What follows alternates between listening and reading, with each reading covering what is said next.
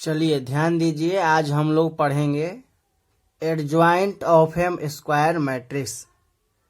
Square matrix का सहखंडज कैसे निकालते हैं। सहखंडज और सहखंड में अंतर है। सहखंड का मतलब कोफैक्टर और सहखंडज का मतलब होता है एडजॉइंट मैट्रिक्स। अब एडजॉइंट मैट्रिक्स क्या है, चलिए आप लोग ध्यान दीजिए। Let B be a matrix formed by transpose of corresponding cofactor of matrix A, then B is called adjoint of matrix A. It is denoted by adjoint का ये तीन जो प्रथम लेटर है A D J A। कह रहा है कि मैट्रिक्स B कैसा मैट्रिक्स है, तो कह रहा है कि वह जो है कि मैट्रिक्स A के कॉरस्पॉन्डिंग को फैक्टर के ट्रांसपोज से बना है। अर्थात हम कह सकते हैं कि एडजॉइंट ए बराबर दैट मीन्स ए बराबर कॉरस्पॉन्डिंग कोफैक्टर ऑफ ए का डैश ले लेंगे, ट्रांसपोज ले लेंगे। ट्रांसपोज का मतलब होता है रो को कॉलम में लिखना, कॉलम को रो में लिखना। तो कह रहा है कि एडजॉइंट ए बराबर कॉरस्पॉन्डिंग कोफैक्टर ऑफ ए का डैश। शॉर्टकट में कहें इतने बड़े को तो हम लोग कह सकते हैं कॉरस्पॉन्डिंग कोफैक्टर ऑफ ए का डैश क्या कहलाएगा, तो एडजॉइंट ए कहलाएगा। यदि किसी मैट्रिक्स ए का एडजॉइंट निकालना है, सबसे पहले उस मैट्रिक्स ए का हम निकालेंगे कोफैक्टर। कोफैक्टर निकालने के बाद उसका ट्रांसपोज ले लेंगे और वही उसका जो है कि एडजॉइंट कहलाएगा। ठीक है, चलिए इसको एग्जाम्पल से देख लेते हैं, तब इसमें कुछ नोट है जिसको हम लोग नोट कर लेंगे। चलिए ध्यान दीजिए, पहले की एग्जाम्पल। एक क्वेश्चन हम लोग ले लेते हैं, एनसीईआरटी का ये सवाल है। देखिए जैसे में इसको ले लेते हैं। पहला ही सवाल आपका एनसीईआरटी के एक्सरसाइज 4.5 का ये पहला ही सवाल है। दिया गया, इसको मान लेते हैं माना। लेट ए बराबर 1 2 3 4।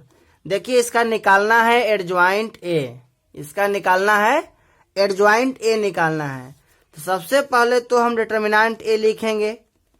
तो डिटर्मिनेंट ए बराबर हो जाएगा 1 2 3 4। ठीक है, अब जो है कि कॉरस्पॉन्डिंग कोफैक्टर ऑफ डिटर्मिनेंट ए।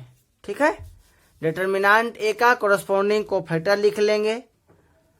तो C11 बराबर C11 का मतलब फर्स्ट रो के फर्स्ट A11 का कोफैक्टर कहलाएगा C11। इसका रो और कॉलम छोड़ देंगे। याद कीजिए पीछे हम पढ़ा चुके हैं कोफैक्टर जिस एलिमेंट का निकालना होता है कोफैक्टर, उसका रो और कॉलम को छोड़ देते हैं। तो 1 का रो और कॉलम छोड़ देंगे तो यहाँ हो जाएगा 4। ठीक है, अब C12 का निकालिएगा कोफैक्टर। ध्यान दीजिएगा 2 1 3, यहाँ जोड़ने पर ऑड नंबर आ रहा है, जो भी आएगा उसमें माइनस लगा देंगे। तो 2 का निकालेंगे कोफैक्टर, 2 का रो और कॉलम छोड़ेंगे 3, उसमें लगा देंगे माइनस। अब ध्यान दीजिए C21 का निकालेंगे कोफैक्टर, 2 1 3 जोड़ने पर ऑड नंबर, इसका माइनस लगेगा। ठीक है, जहां जोड़ने पर इवन नंबर सम संख्या आएगा माइनस नहीं लगाएंगे। तो इसका रो और कॉलम छोड़ दीजिएगा, इसका 2 हो जाएगा -2। C22 का निकालेंगे कोफैक्टर, C22 का रो और कॉलम छोड़ दीजिए, 1 हो गया, 1 हो जाएगा। 2 2 4 यानी माइनस यहाँ नहीं लगाएंगे। अब कोफैक्टर निकल गया तो एडजॉइंट ए बराबर कॉरस्पॉन्डिंग का मतलब संगत होता है कॉरस्पॉन्डिंग कोफैक्टर ऑफ डिटर्मिनेंट ए का डैश। डैश अब जो है कि सबसे पहले हम लिख लेते हैं कोफैक्टर। A11 का कोफैक्टर C11 का मान 4, A12 का कोफैक्टर C12 का मान -3, A21 का कोफैक्टर आया है, यानी 3 का कोफैक्टर आ गया -2 और 4 का कोफैक्टर C22 यानी 1 आ गया। इसका ले लेंगे ट्रांसपोज यानी डैश। ठीक है, अब हमारा जो है कि आंसर यहाँ पर आ चुका है। एडज्वाइंट ए बराबर कोफैक्टर का डैश, डैश का मतलब ट्रांसपोज, ट्रांसपोज का मतलब होता है फर्स्ट रो को फर्स्ट कॉलम में लिखना, सेकेंड रो को सेकेंड कॉलम में लिखना। पीछे हम लोग पढ़ चुके हैं कि interchanging the row and column. Transpose का मतलब होता है रो को कॉलम में लिख देना, कॉलम को रो में लिख देना। यहाँ देखिए फर्स्ट जो कॉलम में फर्स्ट रो में, सेकेंड कॉलम सेकेंड रो में हो गया। और यही जो है कि किसी भी मैट्रिक्स के कोफैक्टर का ट्रांसपोज एडज्वाइंट ए कहलाता है। तो यहाँ पर आपका जो है एडज्वाइंट ए आ चुका है, यही हमारा आंसर हुआ। अब अगला एग्जाम्पल बनाने से पहले हम जो है कि एडज्वाइंट ए का कुछ इम्पोर्टेंट नोट, इसको पहले आप नोट कर लीजिए, उसके बाद हम आगे देखेंगे। चलिए इसको नोट कर लीजिए। A be a square matrix करा, ये एक वर्ग आव्यूह है ऑफ ऑर्डर n, देन तब देखिए ए स्क्वायर मैट्रिक्स है n ऑर्डर का, तब कह रहा है कि ए इंटू एडज्वाइंट ए का मान बराबर होगा एडज्वाइंट ए इंटू ए के। गुना करना हम पीछे सिखा चुके हैं, अगर आप नहीं पढ़े हैं तो multiplication of two matrices by Rohit sir search करके उसको वहां पर सीख लीजिए पहले। तो ए का गुना एडज्वाइंट ए से करेंगे, एडज्वाइंट ए का गुना ए से करेंगे, तो ये आपका determinant A into I N के बराबर होगा। आई एन का मतलब पीछे बतला चुके हैं, आई का मतलब आइडेंटिटी मैट्रिक्स। अब अगर ए अगर 2 गुना 2 का है तो ये I2 हो जाएगा, यानी 2 गुना 2 का आइडेंटिटी। ए अगर 3 गुना 3 का मैट्रिक्स है तो ये I3 हो जाएगा, I3 का मतलब 3 गुना 3 का आइडेंटिटी मैट्रिक्स।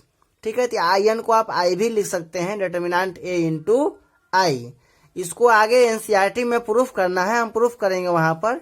ये एक क्वेश्चन है, आगे देखिए कह रहा है कि ए इंटू एडज्वाइंट ए का डिटर्मिनेंट निकालेंगे तो डिटर्मिनेंट ए के पावर में n के बराबर आएगा।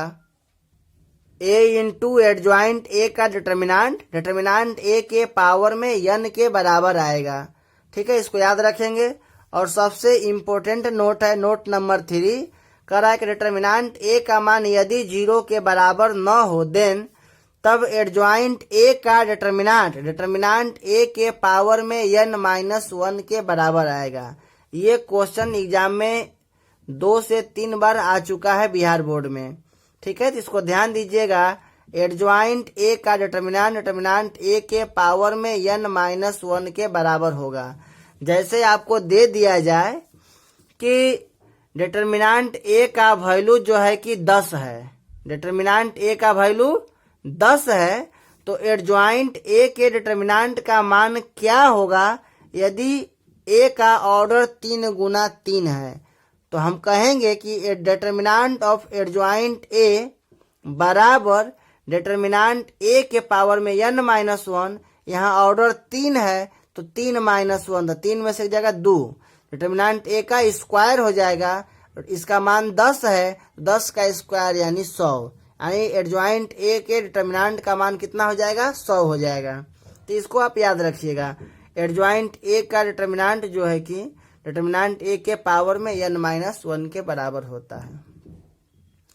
अगला नोट आप ध्यान दीजिए, आगे दिया है कि एडज्वाइंट इंटू एडज्वाइंट ए, यानी एडज्वाइंट ए का एडज्वाइंट निकालेंगे तो डिटर्मिनेंट ए के पावर में n-2 इंटू ए के बराबर होगा।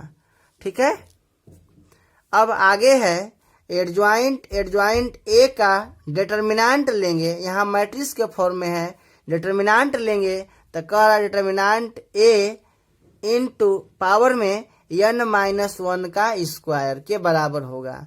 यह भी नोट आपका इम्पोर्टेंट है। एडज्वाइंट ए बी बराबर होता है एडज्वाइंट बी इंटू एडज्वाइंट ए। ठीक है, और एडज्वाइंट ए का डैश एडज्वाइंट ए डैश के बराबर होगा। इसमें आप लोग जो है कि नोट नंबर जो है कि first note number second, note number third, note number 6, note number 7 आप याद रखेंगे। ऐसे इसमें सबसे ज्यादा इम्पोर्टेंट है नोट नंबर 3। चलिए तो हम आगे अब जो है कि एडजॉइंट से इनवर्स कैसे निकालते हैं इसको हम लोग सीखेंगे। इनवर्स निकालने के लिए दो चीज हम पीछे पढ़ा चुके हैं, सिंगुलर मैट्रिक्स और नॉन सिंगुलर मैट्रिक्स। कुछ विद्यार्थी को समझ में नहीं आता है कि हम पूरा वीडियो रोहित सर का कैसे देखें। आप जो वीडियो मेरा देख रहे हैं यूट्यूब पर, आप उसके नीचे देखिएगा तो एक सब्सक्राइब का बटन होता है। तो सब्सक्राइब पहले तो वीडियो को आप सब्सक्राइब कर लीजिए और उसके बगल में देखिएगा तो सब्सक्राइब बटन के बगल में यहाँ पर होता है चैनल का नाम टॉप नॉलेज पॉइंट, ठीक है। तो उस सब्सक्राइब के बटन पर जो है बगल में हम क्लिक करेंगे यहाँ पर, तो टोटल वीडियो जो है कि लिस्ट आ जाएगा। जितना वीडियो यूट्यूब पर मेरा है 11th 12th का देख रहे हैं सब आ जाएगा, ठीक है। देखिए अब 3.4 एक्सरसाइज 3 उसके नीचे 3 है, उसके नीचे 3.2 है, उसके नीचे 3.1 आएगा, तब डिटर्मिनेंट आपका आएगा। तो जो वीडियो हम देखना चाहें यहाँ पर सब कुछ आ जाएगा, ठीक है। तो हम लोग करना क्या है कि सब्सक्राइब के बगल में क्लिक करना है, वहां से A to Z वीडियो आ जाएगा। जो आपको देखना है क्रम वाइज लिखा हुआ है, पार्ट 1 पार्ट 2 चैप्टर वाइज जो आपको देखना होगा आप देख सकते हैं। चलिए अब आगे हम लोग पढ़ाई करते हैं। Singular matrix, A square matrix A is said to be singular if determinant A equal to 0। हम लोग पढ़ चुके हैं कि जिस मैट्रिक्स का डिटर्मिनेंट जो है कि 0 के बराबर आता है उसको हम लोग बोलते हैं अव्युत्क्रमणीय अवयव। उसको हम लोग बोलते हैं अव्युत्क्रमणीय अवयव। जिस मैट्रिक्स का डिटर्मिनेंट वैल्यू जो है कि 0 आता है उसको हम लोग बोलते हैं अव्युत्क्रमणीय अवयव। यानी ऐसे मैट्रिक्स का इन्वर्स संभव नहीं होता है। एक होता है नॉन सिंगुलर यानी व्युत्क्रमणीय। A square matrix A is said to be non singular if determinant A does not equal to 0। यानी जिस मैट्रिक्स के डिटर्मिनेंट का मान 0 के बराबर नहीं होता है वैसे मैट्रिक्स को हम नॉन सिंगुलर मैट्रिक्स कहते हैं, ठीक है। ये परिभाषा हम लोग पीछे मैट्रिक्स में पढ़ चुके हैं। यहाँ चूंकि एडजॉइंट विधि से हमको इन्वर्स निकालना है और इन्वर्स का परिभाषा हम फिर से आपको यहाँ लिखवा देते हैं। वहाँ भी लिखवाए थे यही बात, यहाँ भी, और इसको यहाँ प्रूफ भी करेंगे हम लोग। चलिए देखिए अब इन्वर्स का डिफिनीशन देखिए। इन्वर्स मैट्रिक्स कह रहा है कि if a non singular square matrix, यानी सिंगुलर मैट्रिक्स का इन्वर्स संभव नहीं है। कह रहा है कि नॉन सिंगुलर स्क्वायर मैट्रिक्स यानी वैसा मैट्रिक्स जिसका डिटर्मिनेंट 0 के बराबर न हो, ठीक है। एंड मैट्रिक्स बी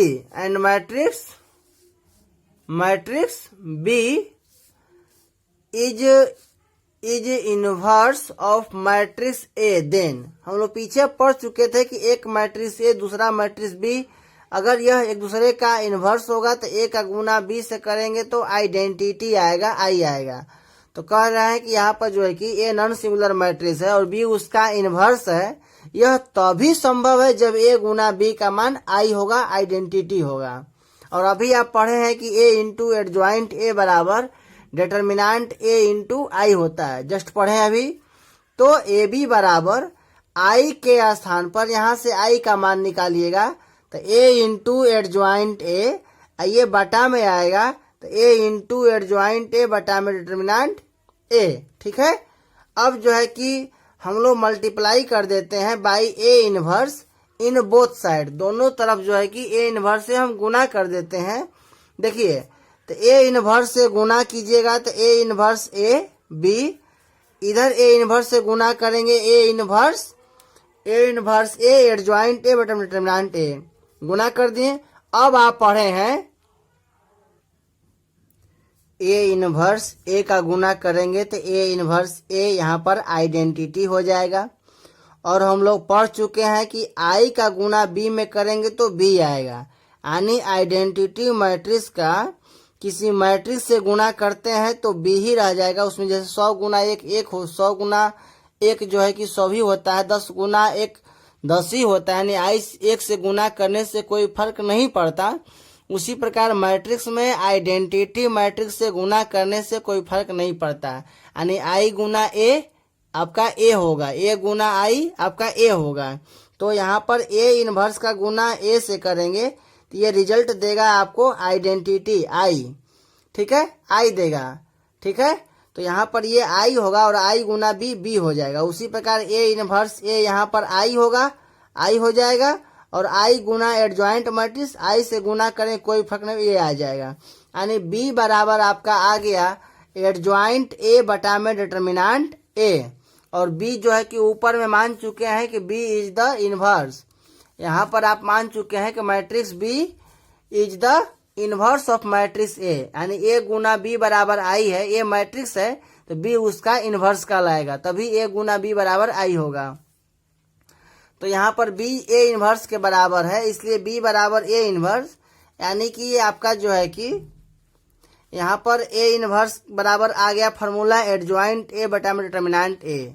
इसको आप याद रखेंगे, वेरी वेरी इंपॉर्टेंट फार्मूला। इसी फार्मूला से क्वेश्चन बनेगा ए इनवर्स बराबर एडजॉइंट ए बटा में डिटर्मिनेंट ए, यानी किसी मैट्रिक्स के एडजॉइंट में डिटर्मिनेंट ए से भाग देने पर ए इनवर्स प्राप्त होता है, ए इनवर्स प्राप्त होता है।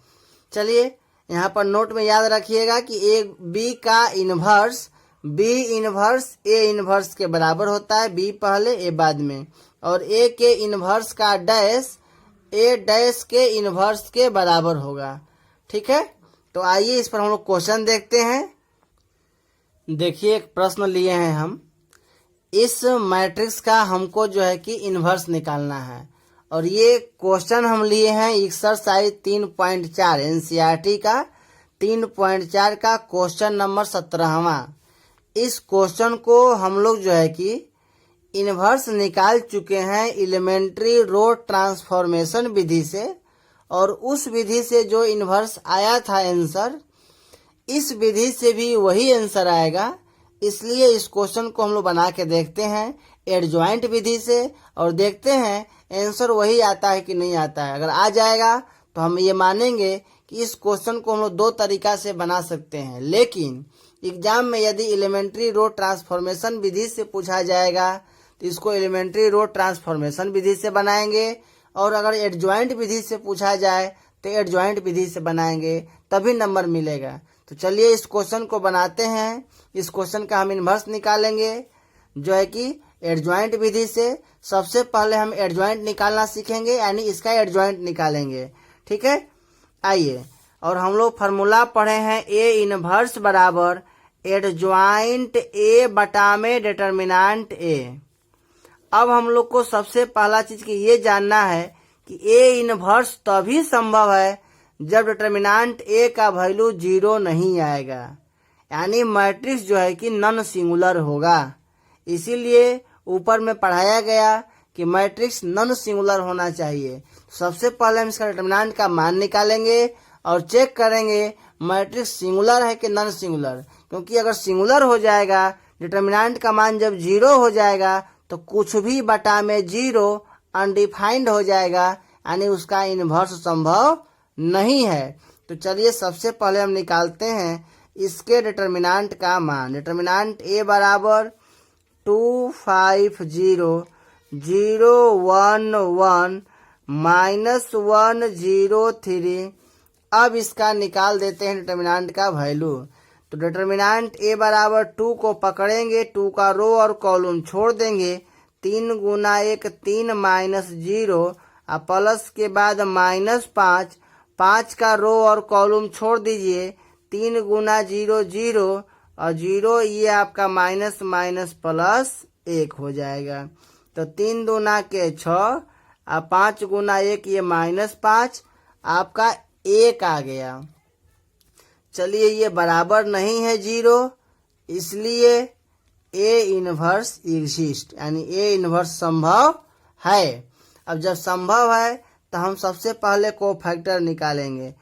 कोफैक्टर यानी कि सहखंड, कोफैक्टर ऑफ डिटर्मिनेंट ए। तो निकाल दीजिए A11 का कोफैक्टर C11। जिस एलिमेंट का कोफैक्टर निकालते हैं उसके रो और कॉलम को छोड़ देते हैं और साइन को साथ साथ लेकर चलेंगे।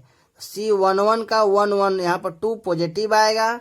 तो देखिए रो और कॉलम छोड़ दीजिए, 3 गुना 1 3 माइनस 0 यहाँ पर 3 हो जाएगा। अब C12 का कोफैक्टर लिखेंगे तो 2 1 3, जो भी आएगा प्लस आए चाहे माइनस, उसमें माइनस लग जाएगा।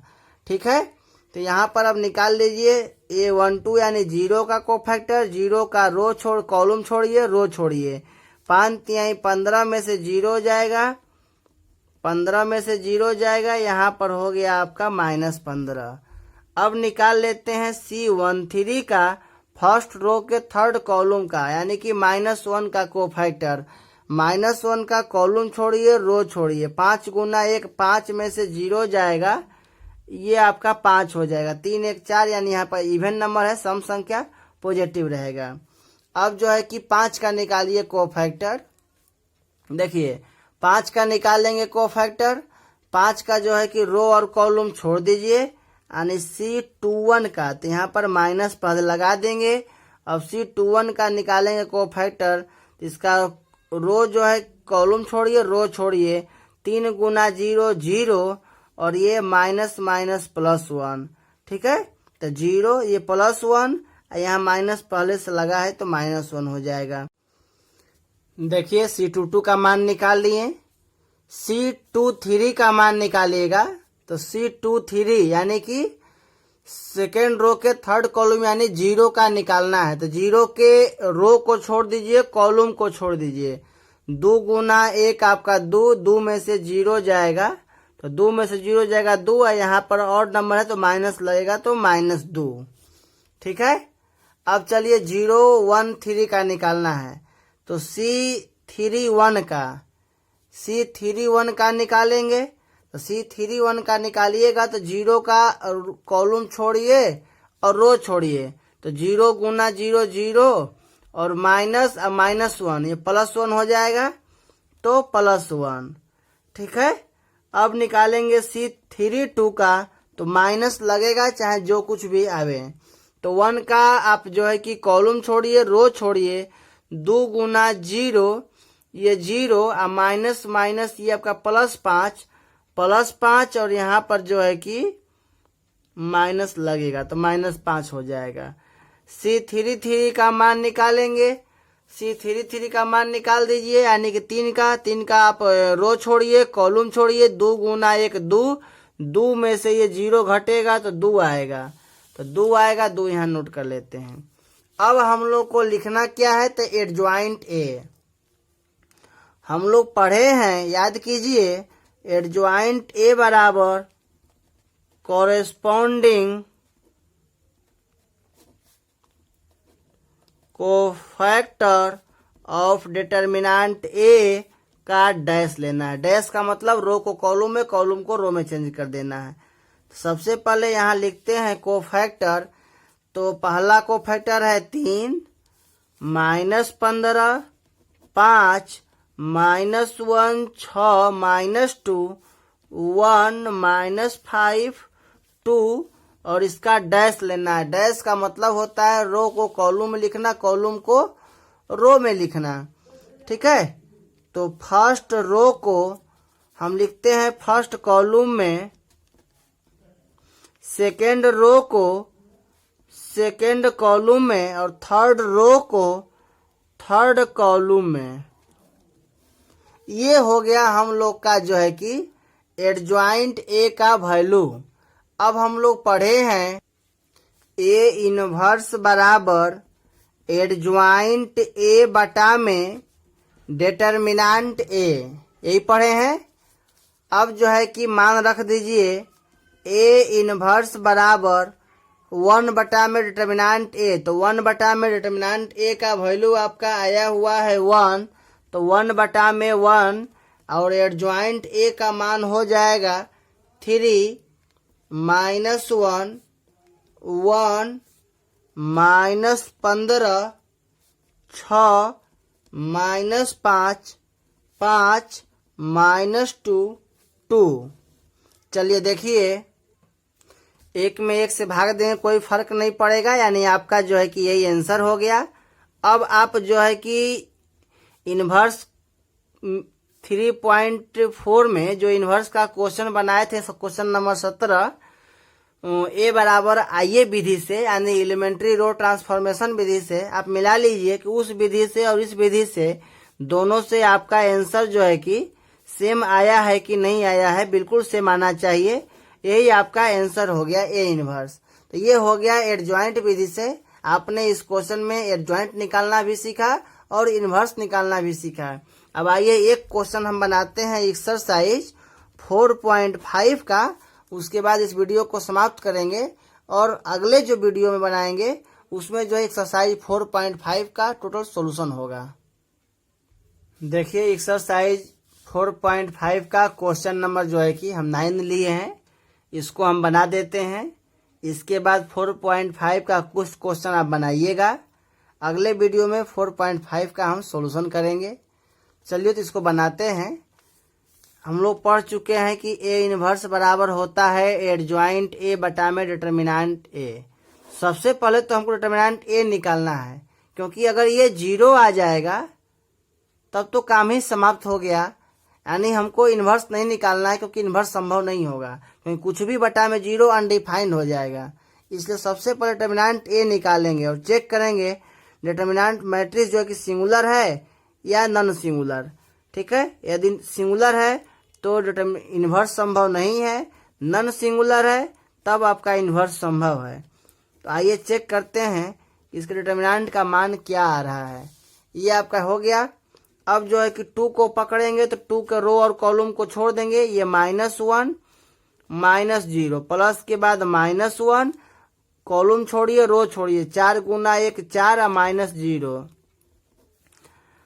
प्लस 3 का रो और कॉलम छोड़ दीजिए, 4 दूना के 8 माइनस माइनस माइनस ये प्लस आपका 7। ठीक है, माइनस माइनस प्लस 7 हो जाएगा और ये माइनस तो माइनस रह जाएगा। ठीक है, यहाँ तक। चलिए अब ध्यान दीजिए, तो यहाँ पर हो जाएगा आपका -2, 4 गुना 1 यहाँ -4, 8 में से 7 जाएगा 1 यानी कि +3, 4 और 2 6 -6 +3 यानी आपका आ गया -3। -3 आ गया डिटर्मिनेंट का मान, यानी ये बराबर नहीं है 0, इसलिए ए इनवर्स एग्जिस्ट। अब ए इनवर्स एग्जिस्ट कर गया। अब जो है कि हम लोग इस सबसे पहले कोफैक्टर निकालेंगे। तो निकालते हैं कोफैक्टर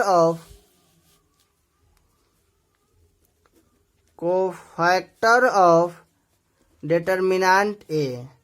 ठीक है, C11 यानी कि 2 का कोफैक्टर, C11 यानी 2 का कोफैक्टर। जिस एलिमेंट का कोफैक्टर निकालेंगे उसके रो और कॉलम को छोड़ देते हैं। तो 2 का रो और कॉलम छोड़ दीजिएगा तो -1 गुना 1 ये आपका -1 आइए 0 -1 -0 यानी -1। C11 का वैल्यू आपका हो गया -1। C12 का वैल्यू माइनस लगा देंगे। ठीक है, अब जो है कि 1 का कोफैक्टर निकालिएगा तो 1 का रो और कॉलम छोड़ दीजिएगा, 4 गुना 1 4 ये -0, 4 में से 0 जाएगा तो 4 ही आएगा और यहाँ माइनस लगेगा, क्योंकि 1 और 2 को जोड़ेंगे तो और नंबर आएगा तो माइनस लगेगा। ठीक है, C13 का मान निकालिए। C13 का मान निकालते हैं, यानी 3 का कोफैक्टर, 3 का रो छोड़िए कॉलम छोड़िए, 4 दूना के 8 और ये माइनस माइनस प्लस, अब माइनस लगेगा तो 8 - 7 +1 यानी कि +1 हो जाएगा। ठीक है, अब C21 का मान निकालते हैं, माइनस लगेगा C21 का मान निकालते हैं। रो छोड़ देंगे, कॉलम छोड़ देंगे, 1 गुना 1 1 और 3 दूना के 6, 1 में से 6 घटाएंगे तो -5, -5 और माइनस पहले से है तो माइनस माइनस ये +5 हो जाएगा। C22 का मान निकालते हैं। देखिए C22 का मान निकालिएगा तो यहाँ पर जो है कि इसका आप रो छोड़ दीजिए, कॉलम छोड़ दीजिए। 2 गुना 1 2 और ये 7 21, 2 एकम 2 और 7 21, 2 और +21, 2 और +21 तो 21 और 22 23 हो जाएगा। तो यहाँ पर हम लोग लिख लेंगे 23। ठीक है, बहुत ही हिसाब किताब से निकालना है, क्योंकि एक भी एलिमेंट का कोफैक्टर आप गलती निकाल दिए तो आगे लाख सही बनाइएगा, आंसर आपका गलत ही आएगा। देखिए C23 का निकालेंगे, माइनस हो गया। अब जो है कि C23 यानी कि इसका कोफैक्टर निकालना है तो रो छोड़ देते हैं, कॉलम छोड़ देते हैं। 2 दूना के 4, 4 और माइनस माइनस ये प्लस होगा, 4 और +7, 7 और 4 11। तो यहाँ पर 11 प्लस में आया तो हो जाएगा माइनस में, -11। अब जो है कि हम निकालते हैं C31 का मान, 31 का यानी -7 का कोफैक्टर निकालेंगे। कॉलम छोड़ देंगे, रो छोड़ देंगे। 1 गुना 0 ये 0 और माइनस माइनस ये +3 हो जाएगा, +3। C32 का मान निकालेंगे, माइनस लगेगा जो रिजल्ट आएगा उसमें। तो आपका 2 का निकालिएगा तो 2 का आप कॉलम छोड़ दीजिए, रो छोड़ दीजिए। 2 गुना 0 0, 4 3 12 यानी -12, -12 माइनस माइनस ये हो जाएगा +12। C33 का मान निकाल लेते हैं तो 1 का निकालना है। 1 का रो छोड़िए, कॉलम छोड़िए। -2 और -4 -6 आपका आ गया। ठीक है, -6 कोफैक्टर आ गया। अब सबसे पहले एडजॉइंट लिख लेंगे। एडजॉइंट A बराबर, देखिए एडजॉइंट A बराबर corresponding cofactor of determinant A का डैश होता है, जो कि पीछे हम लोग पढ़ चुके हैं। तो हम लोग का जो कोफैक्टर आया था उसको नोट कर लिए, उसका डैश यानी डैश का मतलब ट्रांसपोज यानी कि फर्स्ट रो को फर्स्ट कॉलम में लिख देना है। तो फर्स्ट रो को फर्स्ट कॉलम में लिख देते हैं, सेकेंड रो को सेकेंड कॉलम में, थर्ड रो को थर्ड कॉलम में लिख दिए। हो गया एडजॉइंट ए। अब हम लोग पढ़े हैं ए इनवर्स बराबर एडजॉइंट ए बटे में डिटर्मिनेंट ए, यानी इसको ऐसे भी कह सकते हैं 1 बटा में determinant A into adjoint A. देखिए अब डिटर्मिनेंट ए का वैल्यू आया है -3, तो 1 बटा में ये -3 यानी कि 3 हो जाएगा। और यहाँ -1 5 3 -4 23 12 1 -11 -6। अब -3 से आप सब में भाग दे दीजिए तो माइनस माइनस कट के ये प्लस हो जाएगा। तो 1/3 5 बटे में 3, 3 से भाग दीजिए कट जाएगा तो ये -1 माइनस माइनस कट जाएगा 4 बटे में 3 -23 बटे में 3, 3 चौका 12 यहाँ -4 यहाँ -1 बटा में 3 माइनस माइनस कट जाएगा 11 बटा में 3 माइनस माइनस कट जाएगा 3 दूना के 6। यही हो गया हमारा जो है कि ए इनवर्स, यही आपका जो है कि आंसर हो जाएगा। अब आप लोग जो है कि होमवर्क में नोट कर लीजिए एक्सरसाइज 4.5 का क्वेश्चन नंबर जो है कि 1 और 2 में आपको एडजॉइंट निकालना है। 3 और 4 आप लोग बनाइएगा, बन जाएगा, या फिर उसको हम बतलाएंगे अगले वीडियो में। और क्वेश्चन नंबर जो है कि 5 से लेकर के क्वेश्चन नंबर जो है कि 11 तक ये आप बना लीजिएगा। इसका इन्वर्स निकालना है, जिसमें से एक क्वेश्चन हम 9वां बतला दिए हैं आपको। ठीक है, 9 नंबर क्वेश्चन बन चुका है, शेष क्वेश्चन आप बनाएंगे। जो नहीं बनेगा अगले वीडियो में हम उसको बनाएंगे, उसका आप सोल्यूशन वहां मिला लीजिएगा। तो लास्ट तक देखने के लिए आप सभी लोगों को धन्यवाद। लॉकडाउन में भी आप लोग जम करके पढ़िए घर पर। ऐसा महसूस नहीं होना चाहिए कि लॉकडाउन में हम लोग घर पर बैठे हुए हैं, हम लोग की पढ़ाई बाधित हो रही है। आप लोग खूब मेहनत कीजिए। जहाँ नहीं समझ में आए आप कमेंट कीजिए, ताकि उसको हम फिर से दोबारा बना सकें और आप लोग को समझा सकें।